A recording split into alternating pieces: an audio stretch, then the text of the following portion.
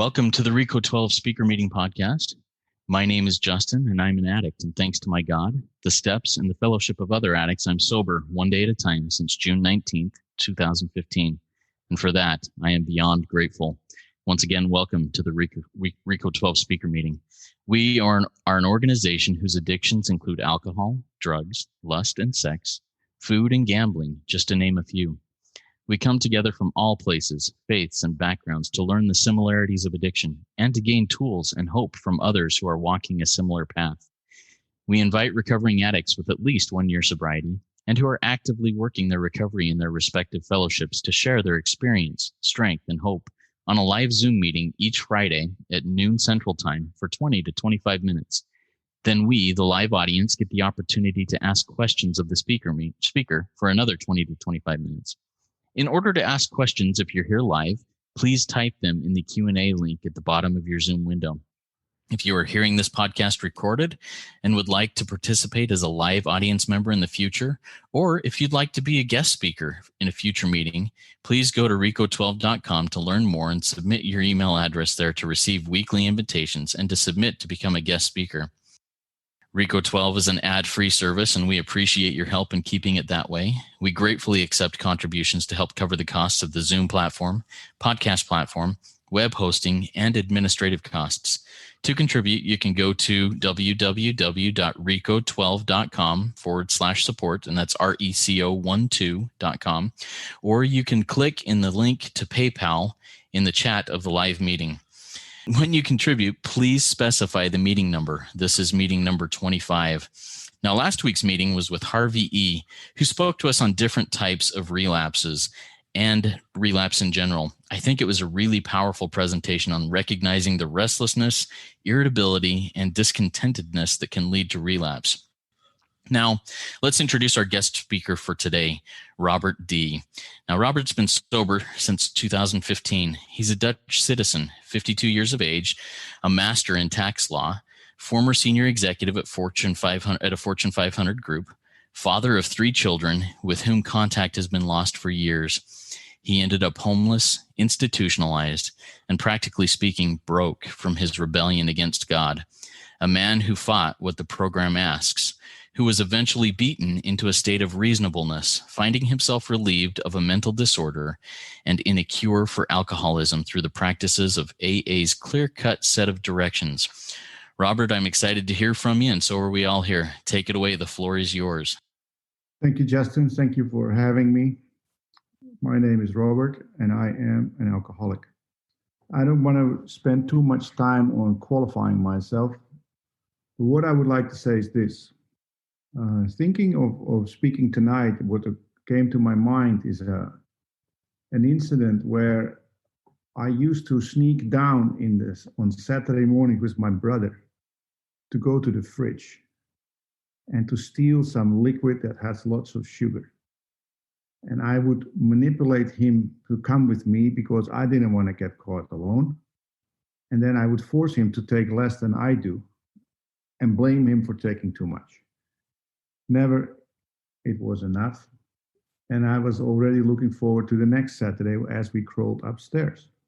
And so it has been with any substance or any activity that can relieve me of stress and tension in my stomach, of being restless, irritable, and discontented.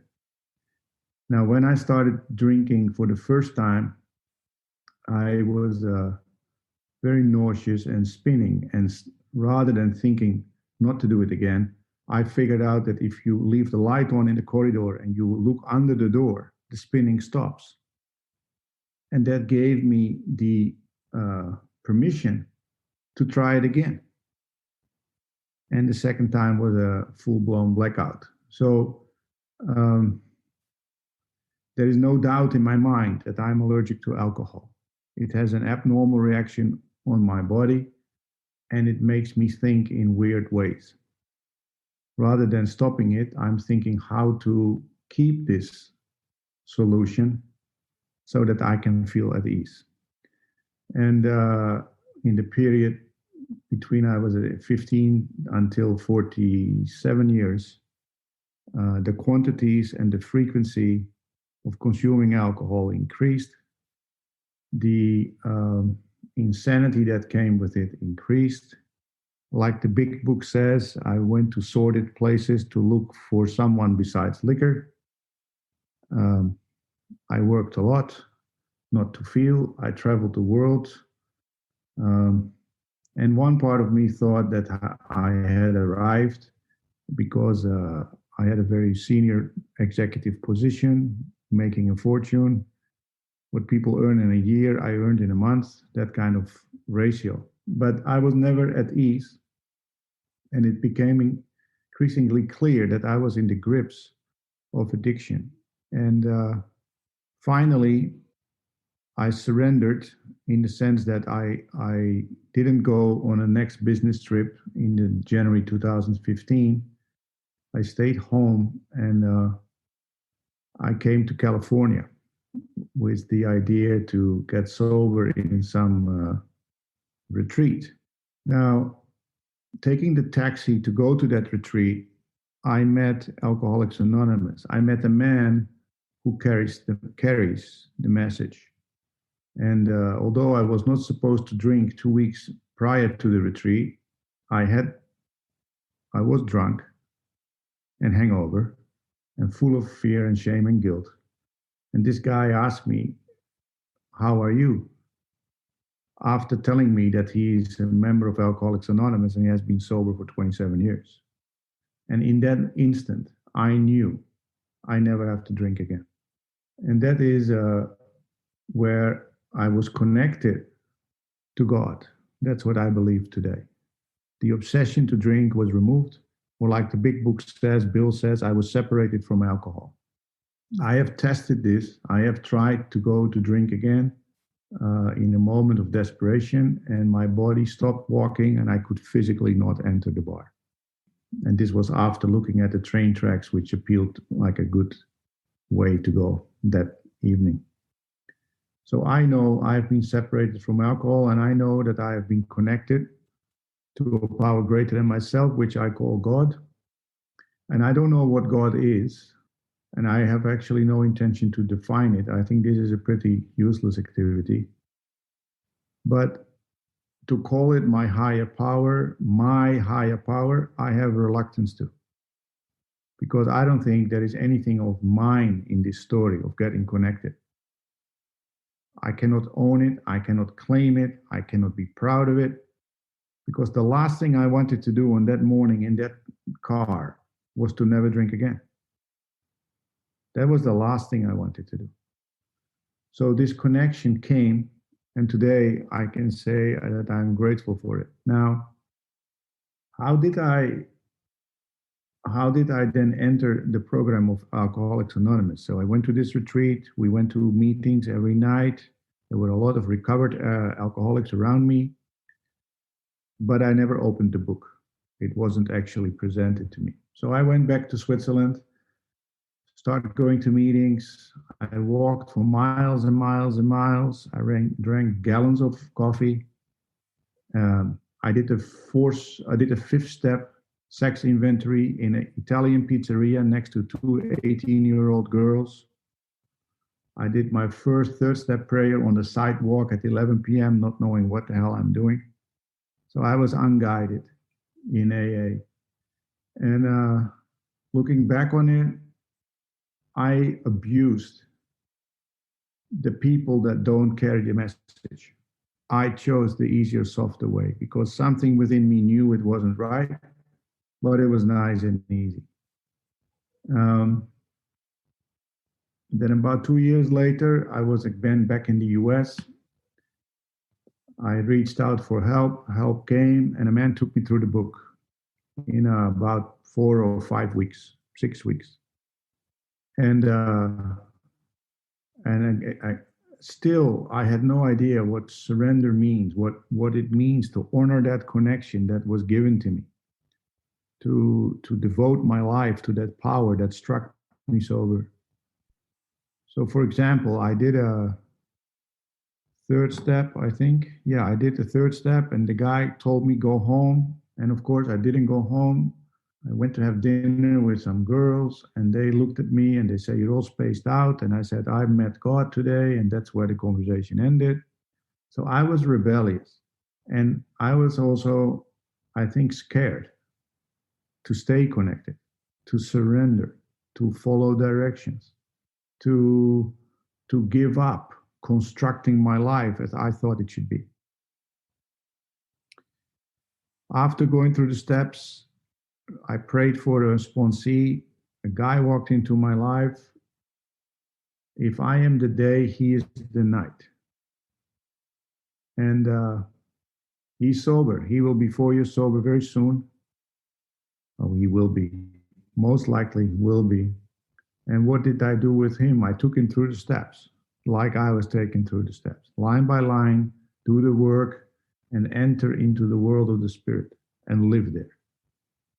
And so I did that. I returned again to Europe and I started drifting again. I drank again lots of coffee, walked a lot, had sponsors that later told me I abused you because I just took you for walks so that I don't need to do my own work. And the truth is, it was nice and easy. Well, that ended up with a stay in a psych ward. That ended up with breaking up relationships. That ended up being with women that are 25 years than I am. That ended up with manic business decisions that cost a fortune. And eventually I ended up again in an institution for about 7 months. And my mind became more and more frantic. But the interesting thing is, I always remembered that first moment of connection, that moment of separation from alcohol, that moment that I tried to drink and I deliberately walked to a bar and I couldn't enter. So a faith, there was a faith and a hope that eventually I would escape this. But the actions I took were all driven by fear, self-delusion, self-pity, dishonesty, and I would say by misguidance in the fellowship of Alcoholics Anonymous. I know it sounds strong, but I want to say it like this. The big book says that we work shoulder to shoulder and we read from the instructions and do them. That's something else than saying to somebody, sit on your hands until your ass falls off and then you don't need to drink. Or keep coming back. Meeting makers make it. That's not my experience. My experience is that eventually I came to Turkey with a large portfolio of insane stories. And I started to do what was recommended to me about 3.5 years earlier. Meaning, live in one place, go to bed early, wake up early, pray, meditate, do the work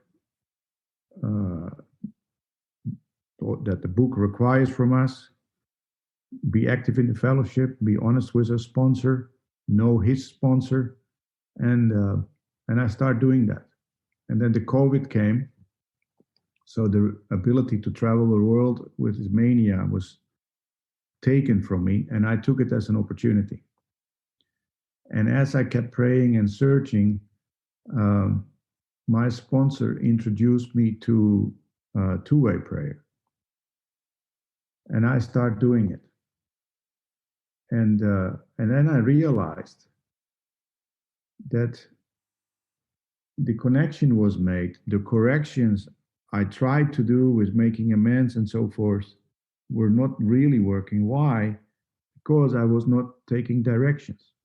And I was seeking directions from human beings, from a sponsor, from a lawyer, from an advisor, from a friend, whatever. But I was not in a practice to ask God for guidance and do it. So I started doing two-way prayer, and my mind calmed down, and my actions became less erratic. And I don't want to say that I'm perfect, not at all. There are days that I'm really out of balance. But those days are much less than it used to be. The attacks are much softer, I would say, and the way out is easier. So, in my experience,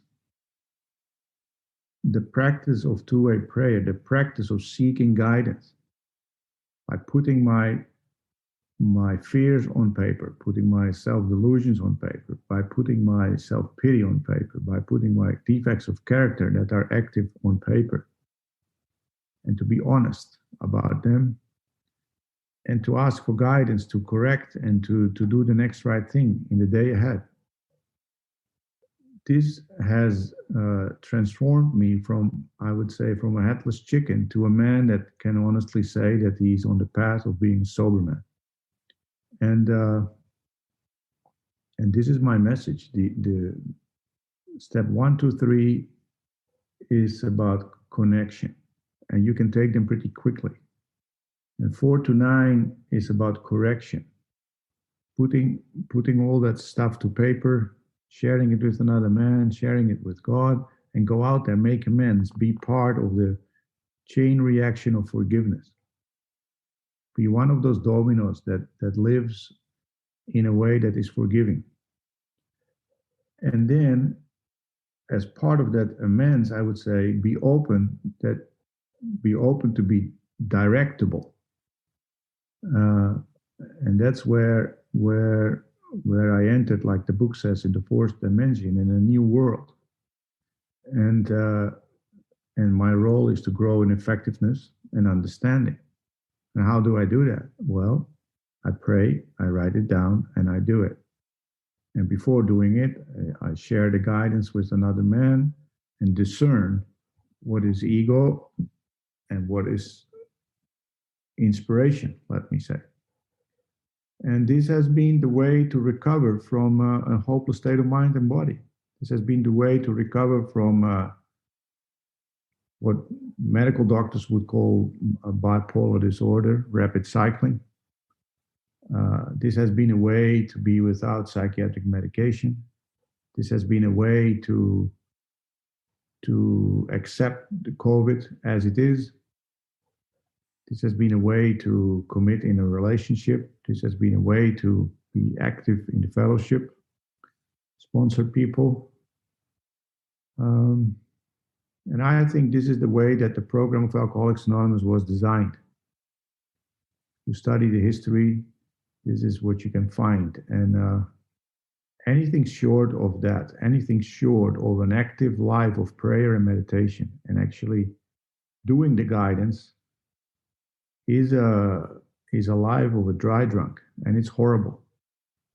It brought me multiple times to try to commit suicide or suicide ideation, whatever they call it, but it's pretty dark, and it's unnecessary, really. And there is a beautiful program out there that starts with a connection that is a gift. I think our book describes it somewhere. And I was given this gift by a guy called RC on the back of a taxi. And then I did the work for the correction. And then it took a little while to find out how to be directed. And the interesting thing is, by being directed by God, I don't really question the authority. And in the past, I questioned authority, and I could also not accept misguided authority or seeming authority that we see around the fellowships. And I frantically looked for solutions in Sexaholics Anonymous, in Under-Earnings Anonymous, in Narcotics Anonymous, and I started fellowship shopping. And it didn't work because I was just not practicing 10, 11, and 12. And I did not understand what it means to be beyond human aid and how easy it is to actually surrender and practice a God-guided life. And so for anyone listening out there, if you feel trapped in the bedevilments of page 52, look at the two-way prayer as one of the options to get out of it. Thank you for letting me share. Awesome, Robert. Thank you so much. Man, your story, I can definitely see God's hand guiding you in so many places through all of those things. What a beautiful thing. Before we get to the question and answer section here, Robert, I'd like you to take just a minute and share a little bit about the fellowship that you regularly participate in, Alcoholics Anonymous. Yeah, I'm an active member of Alcoholics Anonymous. That means that I live by the book Alcoholics Anonymous. I go to meetings there called Alcoholics Anonymous. I have the privilege to work with a man that is an active member of Alcoholics Anonymous, and his sponsor is an active member of Alcoholics Anonymous.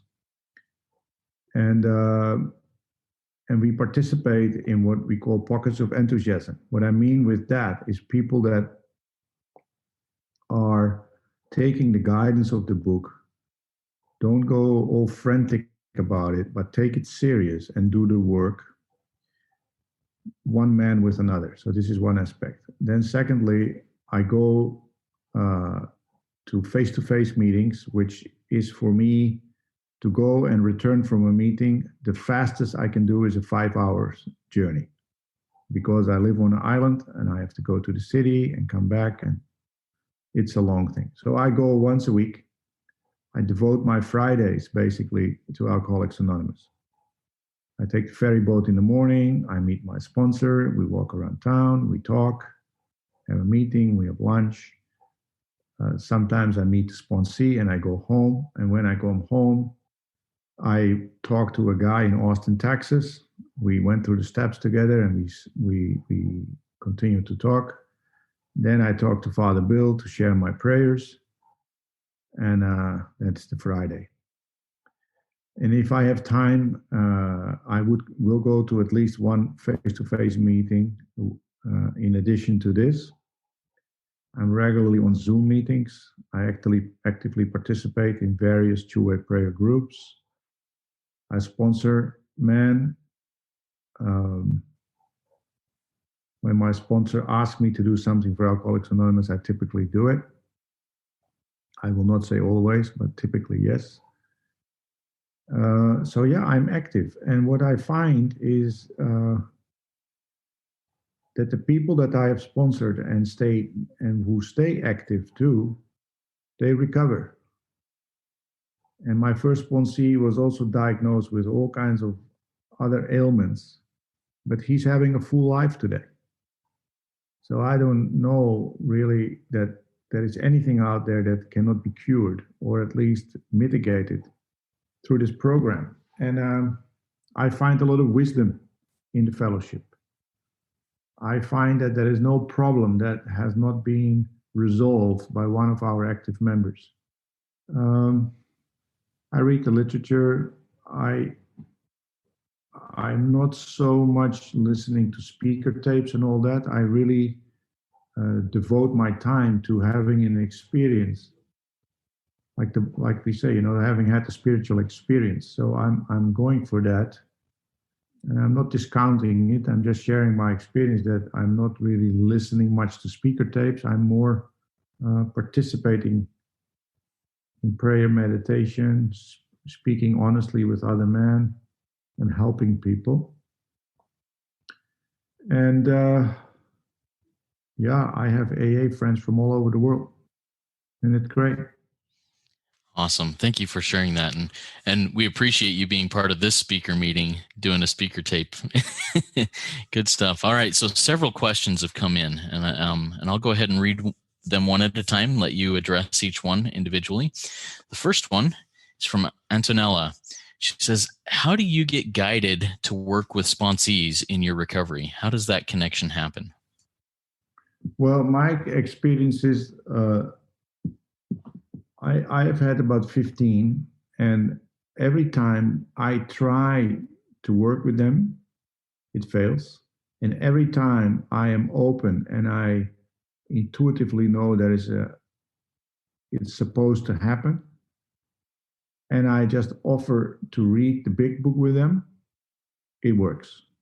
So it's pretty simple. When I when I make myself available and stick to what the book says, at least for the first round of the steps, it works.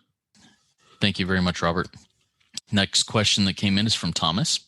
Thomas asks, in the hurricane of your addiction, who were the victims you damaged the most? Also, I'm interested in what restitution you felt necessary for your victims. Will you please tell us a bit about what steps 8 and 9 looked like for you? Okay, the victims include, well, there are hundreds, but let me say the obvious ones. So father, mother, brother, ex-wife, children, current partner, other women. There's another big one which for it relates to my profession, being a tax lawyer and being gifted. The problem is when you're totally self-centered, some of these mental constructs deprive authorities from collecting taxes. So there is a big thing there that has required a lot of work, and I've got some guidance, and to make amends for that is not that easy. Then monetary amends for stealing, damaging stuff. One amend I can share is I calculated all the monetary harms I've caused, and this amount was donated to purchase a piece of land to make a healing center for the Bosnian War. With my parents, I made amends. I would say at a quite high level. I owned up to my dishonesty and how I have been a burden to them. And the next morning, my dad came to I was living with them, and my dad came to me and he said, so now we are on a new footing. And I said, yes. And we went for a cycling tour. He wanted to cycle with me, although he was having epileptic seizures. And it's the first time in my life that I enjoyed cycling with him, because since I was young, I disliked it for whatever insane reason. With my brother, I made amends to him and I started helping him on his business. And last night he got awarded a big contract, let's say.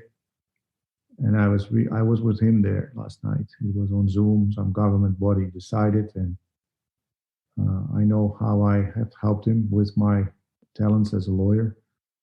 To my children, I have tried to make amends in person, which was not possible, so I wrote letters. The first one's clumsy without guidance, and the second one I prepared with a man that had many years of sobriety. And they were acknowledged, and from the replies, I can see that at least some part of their heart was touched. Same with my ex-wife. I would say there is one woman that is actually the only one I ever loved, and I pushed away dramatically. I'm living with her today in Istanbul. And we have been in the same space now for 12 months, continuously, day in, day out. And I think we're having a good time. Not easy every day, I cannot say that. Sometimes my insanity makes it hard on her. But we're doing our work, and it's working out. So I hope that answers your question. Thank you, Robert. Those are some great all sorts of different angles at amends, covering all the different ways that it can happen. And man, what's some great, those are some great examples. I want to say another amend. Okay. It's like, in Holland, we used to have those mobile supermarkets that drive through the neighborhood. And I used to steal the bottles from the back, which has this money, when you return them, you get money. So I would steal them, return them, and then buy candy. And then the guy would go around the block and we would do it again. So I went there to his house and I paid him, 50 euros or something. I calculated it. He wasn't at home, but his daughter was there. And she says, oh, my dad would be very glad because after many years, he had to really put a lock and a gate and doors and a lock on that thing because there was too much stealing going on. And then I thought, so this man is working hard and now he needs to lock it and unlock it. And it's just unnecessary work, but necessary apparently. And I'm glad I made that amend. It sounded so trivial, but the relief was tremendous. Beautiful. Thank you for sharing that. All right, got another question here. This one's from Ryan. Ryan says, Robert, thank you for sharing your experience. Can you talk briefly a bit more about that change you made from trying to figure things out on your own to finally being willing to really connect with God by asking for and following his guidance on a daily basis? What helped you make that change? Desperation. I had no other options. I mean, I had been institutionalized. I have been institutionalized in the U.S. Then I went to Mexico. I went to do some alternative treatment. I still don't know what they put in my body. So I did all these things, and I wasn't getting better. And I was reluctant to go back to the fellowship here in Istanbul. I was reluctant to the guy that's currently sponsoring me because I was sitting on pride. And eventually, when I called him and we start doing the steps and I start feel relief and I encountered two-way prayer and I couldn't move because of the COVID, gradually this, it occurred to me that I have no other way. And as that occurs to me, I start practicing more. And I start to cut out all kinds of other things. So I was doing other spiritual practices that by themselves work for large amounts of people. The thing is, for me, the program of Alcoholics Anonymous works. It doesn't mean the other things cannot work, but for me, accepting that this is the path and sticking to it and really doing it and not having a nice talk made all the difference. Thank you. So for those in the live audience and those in the listening audience who may not be familiar with or may not be practicing two-way prayer, and we've had Father Bill W. on as a previous speaker, so those who have listened to all these are familiar with it, but I'd like you to define a little bit what two-way prayer means to you and how it works for you, how you go about doing it. Yeah, so what I understand is this, that two-way prayer, Bill was asked what is the place of two-way prayer in the program of Alcoholics Anonymous? And his answer is step 6 and 7. And it's my experience that I can come out of step 5 with a list of defects of character, but I have no power over my sloth. I have no power over my greed. I have no power over my lust. So two-way prayer, one thing that I'm doing is I say, God, today I was lustful. God, today I am greedy. God, today I'm fantasizing. God, today I'm angry. So I come with an honest question to God. And I say, please relieve me of this anger. And then I wait, and then I start writing an answer, which comes to me, through me. It comes to me. It comes to paper, let me say. And I write it out literally. And then I look at that guidance with the application of the 4 absolutes. In other words, the guidance that is on paper, is it absolutely honest, pure, unselfish, and loving?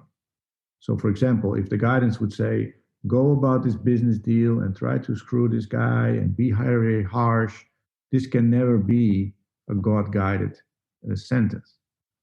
And if the guidance is be honest about your needs, be open to listen carefully, strike a deal that's good for everyone, and be kind in your voice when you speak, don't be arrogant, this guidance I can accept. And my experience is when I do that, so when I go, for example, into a negotiation with this kind of guidance, things turn out very well.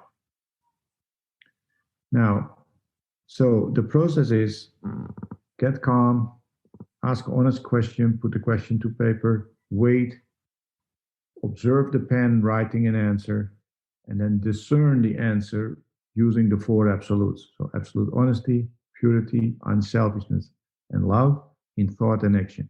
And then once it's clear that guidance is meeting all those four criteria, do it. So for example, one day the guidance says, Robert, don't look on your phone when you take the ferry boat to the mainland, or watch for the dolphins. So I'm sitting in this boat, angry that I cannot read the paper and there are no dolphins. And then in the horizon, there's some little waves. And the first thing I do is to look, where is the boat that created the waves? And my girlfriend says, hey, those are dolphins. And I go in my mind, are you crazy? These cannot be dolphins. And guess what they were? So in the practice of being mindful, I became aware of the power of this negative self-talk. So, and how did I become aware? Because I did not look at my iPhone. I was on the watch for dolphins, and through that, I became aware of this negativity and how powerful it is. So, these are concrete examples of how two-way prayer works for me. So, ask an honest question, listen, write the answer, discern it with the four absolutes, and do it. And if it's a big thing, of course, talk to someone else before you do it. Oh, I love that. And I've heard steps 10 through 12 defined this way. Step 10 is I watch. I watch for what I need to observe about myself, a character weakness like you're talking about.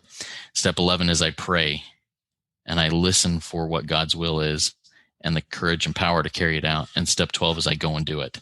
That's a beautiful way of working steps, our maintenance steps, as they're often called, 10 through 12. Yeah, and I think this maintenance steps is not right, because if I look back on my first 5 years, without being clear what is step 10, 11, and 12 about, I remained this headless chicken. I remained this manic depressive guy that wasted so much time and money and caused so much damage to all kinds of people.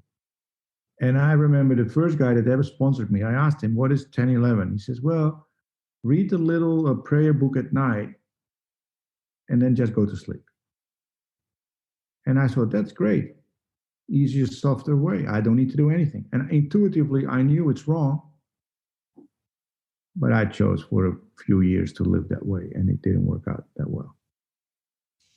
Awesome. Thank you for sharing that. We've got another question from Ryan that came in. Ryan asks, what is the greatest blessing you've experienced as a result of your recovery and connection with God? To what extent have you seen the 12 promises or other blessings come to fruition in your life? Well, the greatest blessing of all is to be struck sober on the backseat of a taxi without wanting it, without even honestly going for it. And all the other blessings, I cannot answer it in a hierarchy. I don't know what is the most important one, or what. I don't remember the question, but I don't know hierarchy. There are so many. And the truth is that more often than I want to admit, I have a hard time admitting that there are so many blessings. So the one that I remember often is the backseat of this taxi.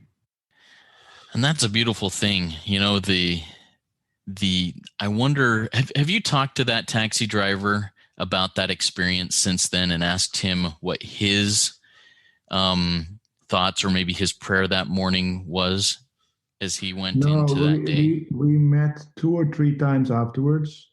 I never asked him about his experience. But what I do know is when I returned to the US, I couldn't walk. I had some problem with my leg. And he was there with a wheelchair, and we went, and I said, let's go to a meeting. So we drove around and drove around and drove around.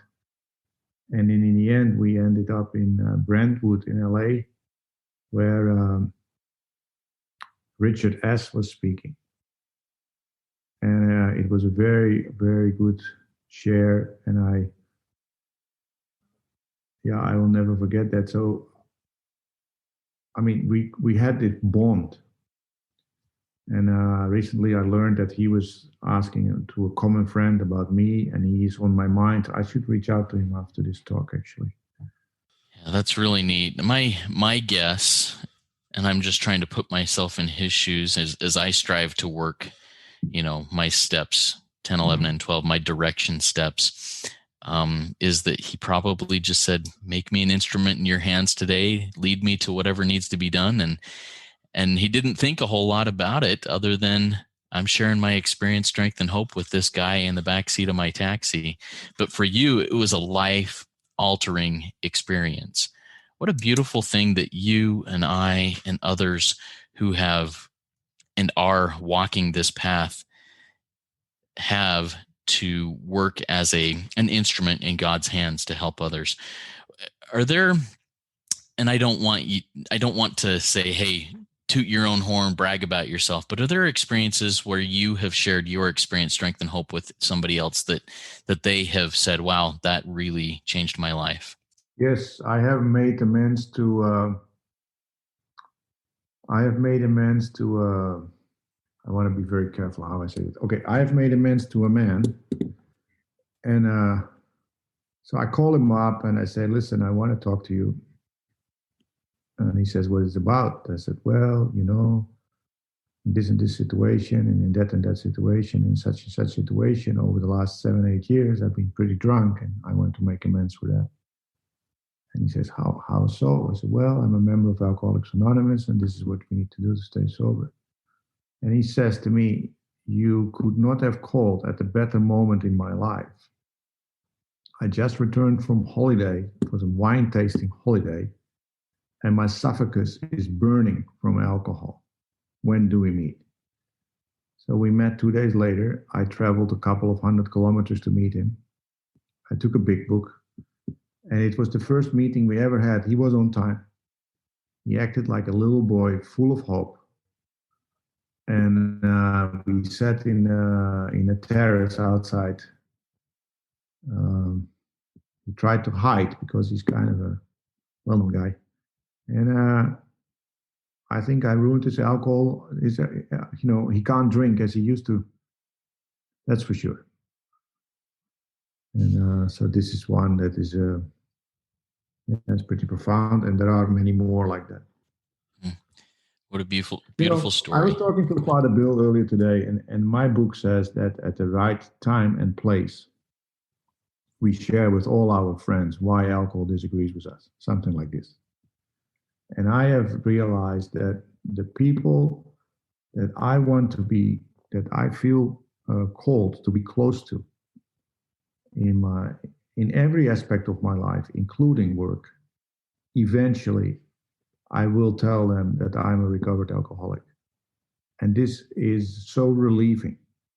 And a few days ago, a business partner shared with me that he's engaged with a man that he feels not very comfortable, blah, blah, blah. And I say, why? And it turned out that this other partner is just, is most probably an alcoholic. So this guy just wanted from me to hear confirmation that his gut feel could be right. And I said, yes. And then I shared with him the solution.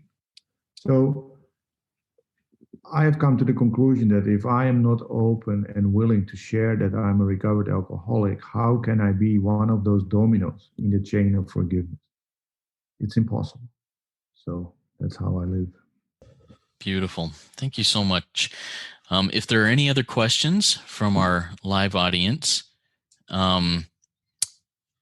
please type that in the Q&A. I'm going to ask one more question, and we might have time for one more after that if we get another one in before we close up. So, Robert, my final question to you is, it sounds like your rock bottom came while you were sober. You weren't drinking. How does that offer hope to others who are just miserable in sobriety? And maybe this is the question, what is the difference between sobriety and recovery? And how does that change the way you behave in your recovery process? Yeah, certainly it's true that while I was abstinent from alcohol, I was going increasingly insane. And I started to look for medical diagnoses to be relieved of that insanity. And what I've come to understand is that, yes, there may be a trait in me of manic depressive. And actually, the big book describes the manic depressive. So I call it the alcoholic or the complicated variety, not the plain vanilla one. But the solution is always the same, because alcoholism, bipolar, obsessive compulsive, it's all part of the ism. And so the difference between being abstinent and being recovered is to accept that even alcoholism and mental illness is a defect of character. This is the first point. And the second point, to the best of my ability, try to surrender before I seek outside solutions. So I talked to a famous Dutch psychiatrist professor who is having a clinic for schizophrenic patients, and they are cured through the spiritual approach. And he is overseeing that. So I don't suppose that there are no medications in that place, but I am sure that God comes as the first remedy. So the difference between being abstinent or I am a recovering alcoholic, forever recovering, or being a recovered alcoholic is the acceptance that with God's help, I can be a sane man, meaning I live from inspiration rather than I'm driven by 100 forms of fear, self-delusion, and self-pity.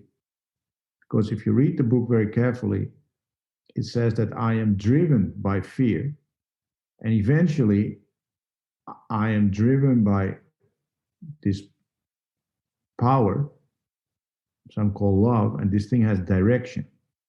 So I go from driven by ego to driven by God. This is the thing. And can I do that in all of my aspects of my life in one shot? No. I mean, some doctor tells me don't eat sugar. I do it for 2.5 months. I break it a little bit, and it's now like 2 months ago, and I cannot completely return to the prescribed diet. Do I know it's not good for me? Do I know that I'm playing with diabetes? Yes. Can I stop it on my own? No. Am I willing to bring it to two-way prayer and pray? And is it improving gradually? Yes. Does it feel like a curse? Yes and no. And I think these are aspects of being recovered. Because if I start hiding myself from sugar, that is the same as I'm hiding myself from alcohol. That's the same as I'm hiding myself from women. That's the same as I'm hiding myself from pornography. I mean, it doesn't matter. But I cannot hide, right? Like the book says, that one day the Eskimo will come with a bottle of whiskey.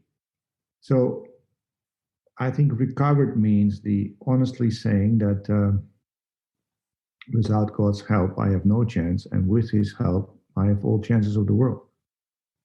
And I don't need to really talk much more about it.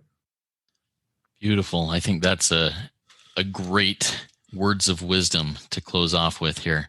Thanks again, Robert. Thanks again, everybody, for being here, and for all of our listeners who will be listening to this amazing RECO12 weekly speaker meeting for all addicts and those wanting to learn more about addiction and the recovery therefrom. If you have other questions, or if you would like to associate with other people in the RECO12 audience, please go to RECO12.com/forum and join in our community and ask those questions, have conversations, and answer others' questions that will come up. I invite the audience to come back next week. If you have not yet gone to www.RECO12.com and submitted your email address to get on the invitation list, please go do that so you can join us live each Friday at 12 o'clock noon Central Time. Robert, you've asked to close us off and send us off into our day with the Lord's Prayer read in Dutch. If you wouldn't mind doing that now, that would be great. Thank you. I will do that. Onze Vader die in de hemel zijt. Uw koninkrijk komen, uw wil geschieden, op aarde als in de hemel.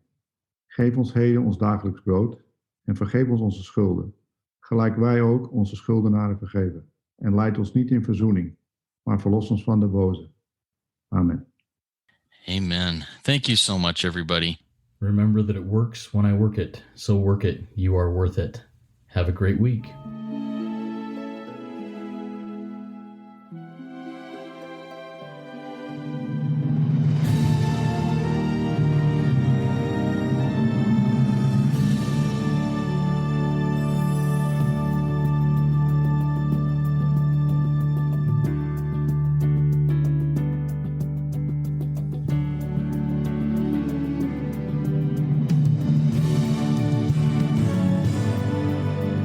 Standing still a moment, carving out this time, reflecting on the landscape of this life of mine.